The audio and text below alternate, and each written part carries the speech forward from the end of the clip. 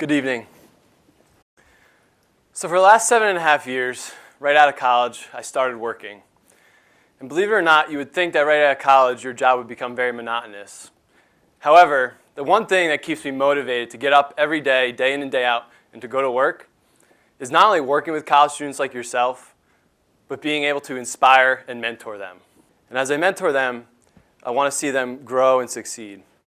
The one thing that I find is that every time they come to me, they want advice on their resume. And so what happens when a stack of resumes lands on somebody's desk? It's not good, right? There's nothing different about that. And if we look at the word unconventional, the one word that stands out is being different. Seth Godin sums it up very well, that all a resume is a branded piece of paper that shows that you're great at complying with instructions. Would you agree?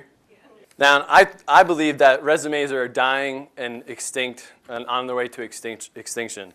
The one thing that needs to happen right now is that it's going to be up to your knowledge, experiences, and your digital connections and footprint that are going to get you a job.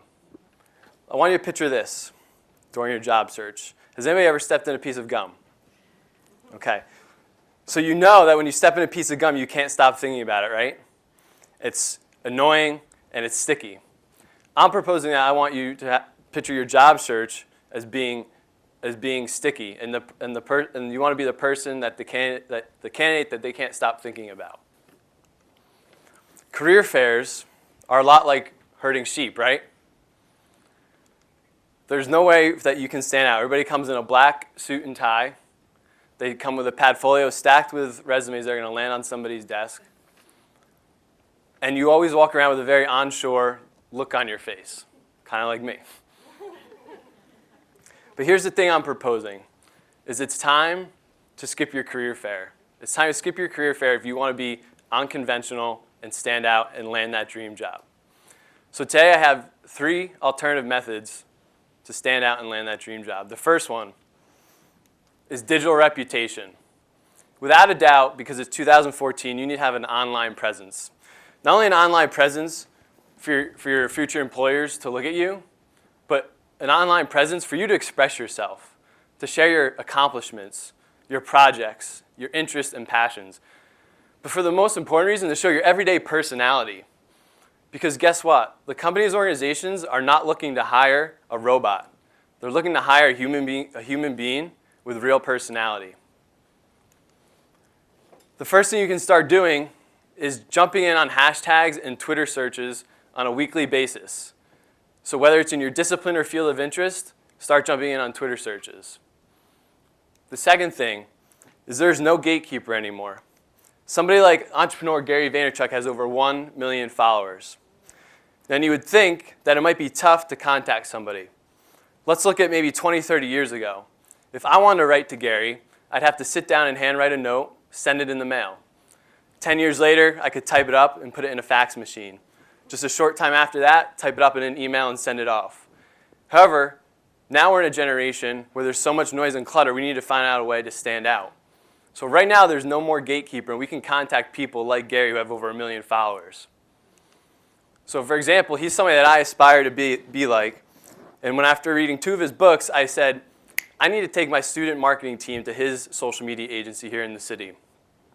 I immediately spent 10 to 15 minutes crafting a tweet based on knowing a little bit about him, following his Twitter base, and seeing how he interacts with his fans.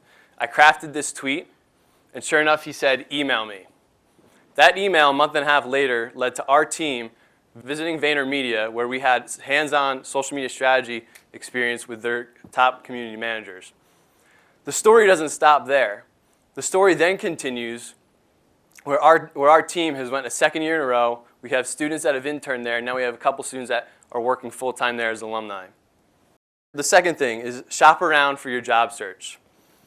Let's picture this. You go out shopping, you have your options. Gotta love the Lego slide.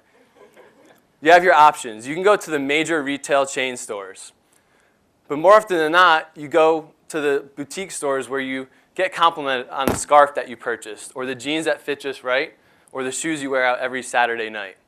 And those are the boutique shops that are popping up within career development right now. So you can either go to the chain retailers also known as the monster.coms and career builders, where you're going to be a small fish in a very, very large pond.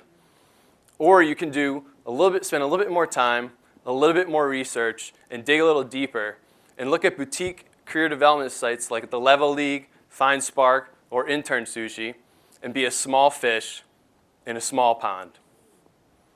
Third, you need to reverse engineer your networking strategy. So whether you're an introvert or an extrovert, or you're just not sure what you want to do with the rest of your life, there's opportunities for you to stand out outside of a career fair. You want to stack the deck in your favor.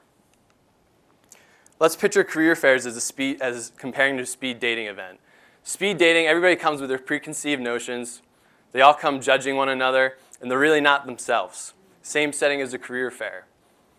Here are two options that you can go to other than a career fair: Eventbrite or a meetup. Those two places have tons of resources where you can go and decide if you want to do a New York Tech meetup if you're into technology.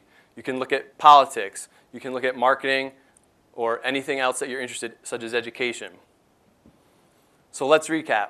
You want to make a digital reputation for yourself, both in person and online. Second, you want to shop around and dig deeper for job boards. And third, you want to be able to get out of your element and go somewhere else to look for career advice. So what I'm proposing is for the class of 2013 class of 2014 and every class moving forward is to stand and be different and skip your career fair. Thank you.